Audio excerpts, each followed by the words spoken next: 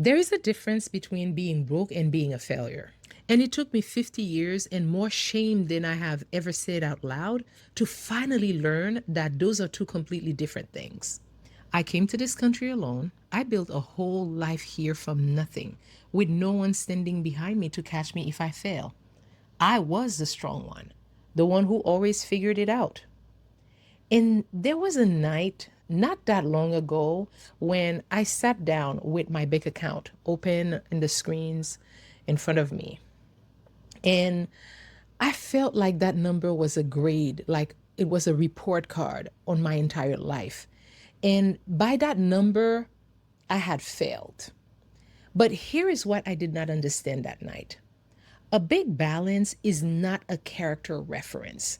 Broke is just a moment. It is not a verdict. And nobody had ever once explained to me the difference. Because broke is just a number on a Tuesday. Failure is a story that you decided to tell about yourself. And somewhere along the way, without ever once meaning to, I let a temporary number become a permanent story about exactly who I was. So let me tell you who I am talking to. I am talking to the woman who opens her banking app and feels her stomach drop.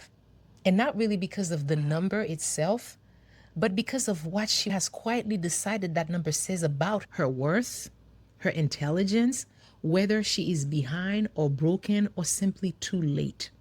I am talking to the woman who has been treating her account balance like a verdict on her entire character. I know her. I have been her. I was her on that Tuesday night. Because when you come to a country alone with no cushion and no net underneath you, every single setback starts to feel like more evidence, proof that you are the problem. And after enough years of that, the shame stops feeling like a feeling, it starts to feel like a fact. And I want to name something here because I think it is the coolest part of all. A lot of the women who feel the most shame about money are the ones who work the very hardest, who did everything that they were told to do, who never once wasted a thing. You were not reckless, life was just expensive, and the wages were low, and nobody ever handed you a caution. That is not a character flaw, that is arithmetic. So, this video is me talking to the shame of your money because I need you to hear me say this. There is nothing wrong with you. And let me say one thing plainly before I go on. I am not a financial advisor. This is my story and what I learned the hard way. For your own money, please go and find a real professional. But you do not need a professional to take the shame off. You just need someone to finally tell you the truth. So let us start with the most important difference there is. The difference between being broke and becoming broke. Being broke is a cash flow problem. It is a season. It is a hard Tuesday or a hard year. And it happens to almost everyone at some point, including people you would never in a million years guess. Becoming broke is something else entirely. That is when the number, it stops being something that is happening to you and quietly turns into something that you are. That is when you move in, when you start putting your own name on the mailbox. And my confession is that I lived at that address for years. I did not just have hard seasons. I let those hard seasons name me. I called myself things inside of my own head that I would never once let anyone say it out loud to a friend. I decided that number was the whole truth about me, and everything good was just me pretending. And do you know what living at that address actually does to you? It makes you small. You stop applying for the thing because why even bother? You stop asking for what you are worth because who you are to ask. You dress smaller, you dream smaller, you take up less room in your own life because somewhere deep down, you have quietly accepted a number as your ceiling.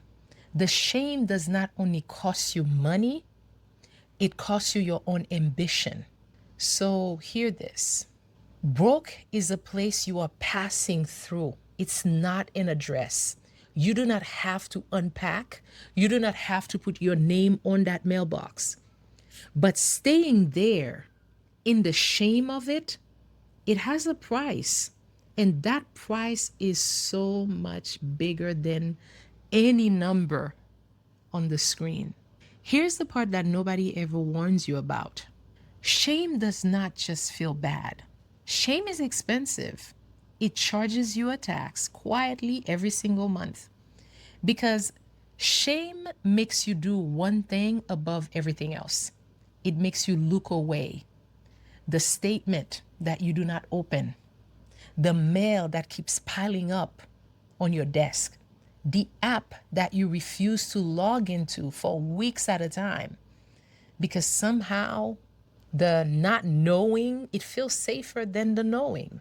I have sat in a parked car at a grocery store parking lot doing the math in my head before I even went inside, deciding quietly what I would put back if the card said no.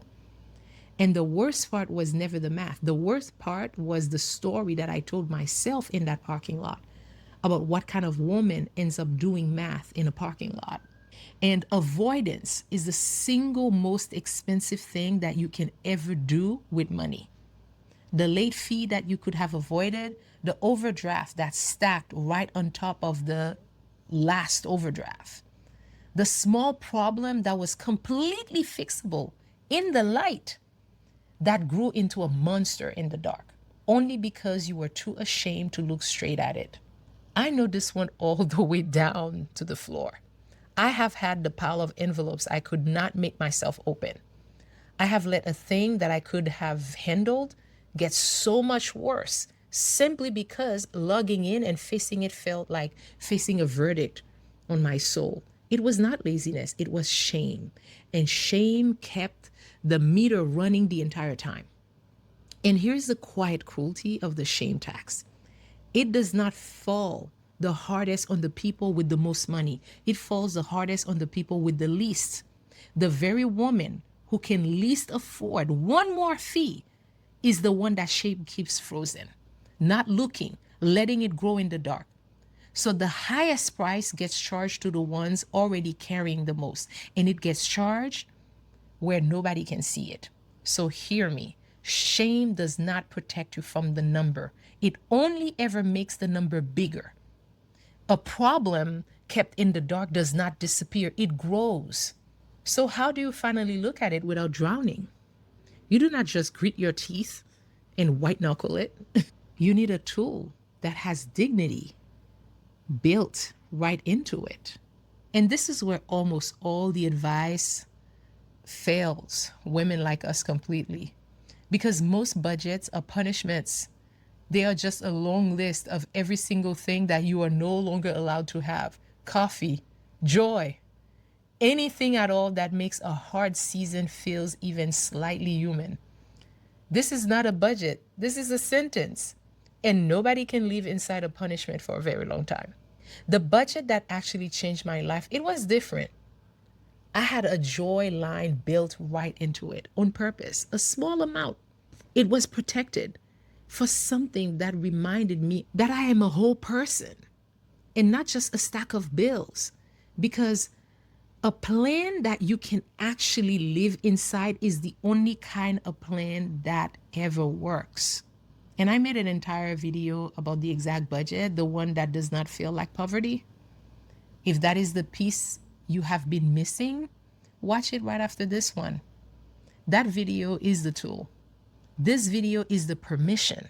And my confession is that for most of my life, I believed a budget was a cage, something that you build to punish yourself for not being better with money. It took me until 50 years old to finally understand that a real budget is the complete opposite of a cage. It is how you get to decide on purpose and with your eyes open instead of just reacting in fear every single month. And let me tell you what that joy line really does, because it was never about the coffee. It is about dignity. It is one small place in your entire month where you get to be a person who is allowed to want something When every single dollar is an apology, you slowly start to believe that you do not deserve anything at all. The joy here is a quiet argument against that lie. It says, even now, even here, even in the hardest season, you are still allowed to be a human being. So take this with you. A budget is not a punishment. A budget is a plan.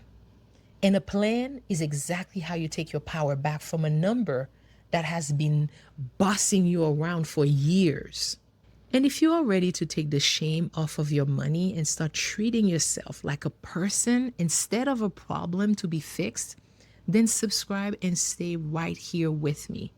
Because this whole channel is a 50-year-old woman doing exactly that out loud in real time so that you never have to do it alone in the dark. There is nothing wrong with you and you belong here. But the budget is only the how. The deeper work, the real starting over, is about who you decide to be at 50 years old. So let me be honest with you about how this really goes, because I refuse to sell you a fantasy. Starting over financially at 50 years old is not a lottery ticket. It is not one big dramatic moment where everything suddenly changes. It is small, it is repeated, it is honestly a little boring, but it works. And here's the part that matters the most, the part sitting underneath all the numbers. You have to rebuild two things at the very same time. You rebuild the account and you rebuild the self. And you cannot do the first one while you are still busy hating the second one, the self. My confession is that for years, I tried to punish myself into a better financial life, shame myself into it, grade myself harder and harder.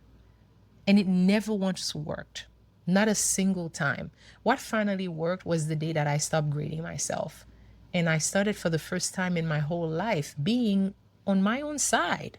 So I want you to hear this because it is the entire thing.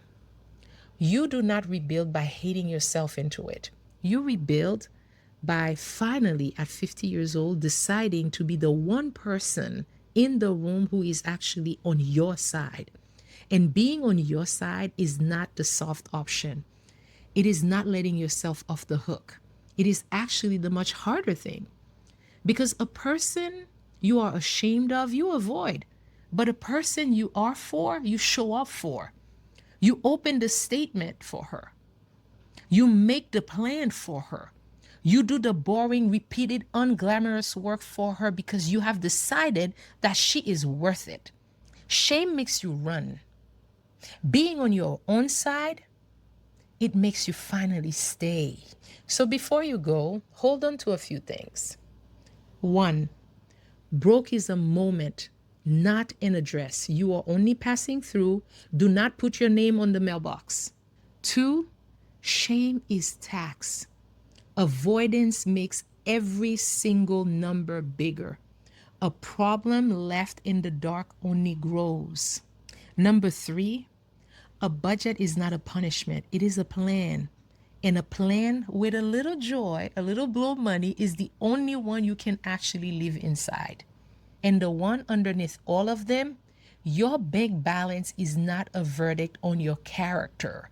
It never was, and it never will be. So let me take you back to that night, a woman sitting up late with her account open on the screen, treating a number like a grade on her entire life. I want to go back and sit down right next to her and tell her the one thing that took me 50 years to finally learn. That number was never a verdict on you. It was just a number on a hard Tuesday in the middle of a long and brave and unfinished life. You were never a failure. You were a woman in a moment, and moments end. Because I came to this country alone, but I did not stay alone. And that woman sitting up late at the screen on her hardest night could not have known yet just how much that was going to change. So starting over at 50 years old is not the proof that you failed. It is the proof that you're still here still standing, still building. And that is not a crisis. That is a second birth. All right. So, for those of you just meeting me, I'm Webley. I make videos for women who are starting the whole thing over on their own terms and at an age that the world told them was far too late. So, now I want you to tell me in the comments. Tell me the one thing that you have survived that your bank account knows absolutely nothing about, because you are so much more than a number in a bank app. I read every single one of your comments, and I will see you in the next one.